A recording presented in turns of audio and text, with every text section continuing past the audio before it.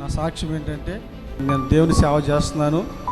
సేవాభిషేకము, పరిశుద్ధాత్మ అభిషేకం డాడీ గారి ద్వారా పొందుకున్నాను. 2 చోట్ల పరిచర్య చేస్తూ ఉన్నాను.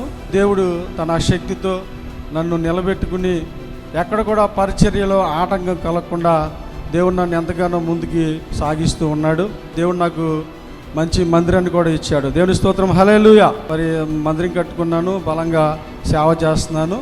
మరి ఎన్నికలేని నన్ను దేవుడు సేవకుడిగా నిలబెట్టుకుని మరి 2-3 నాకు మందిరాలు ఇచ్చి బయట బలంగా దేవుని యొక్క ఆత్మాభిషేకంతో బలమైన ఆత్మను అక్కడ నింపినప్పుడు వాళ్ళందరూ కూడా పరిశుద్ధాత్మ శక్తి పొందుకుని మరి అందరూ కూడా బలంగా ముందుకెళ్తున్నారు.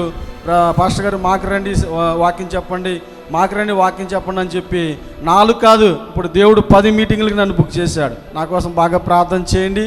మరి సేవలో ముందుకు సాగాలని చిన్న సాక్ష్యం దేవుడు దీవించును గాక.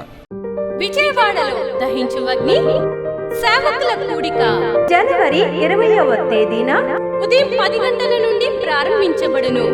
స్థలం కందుకూరి కళ్యాణ మండపం, జింకానా గ్రౌండ్స్, విజయవాడ.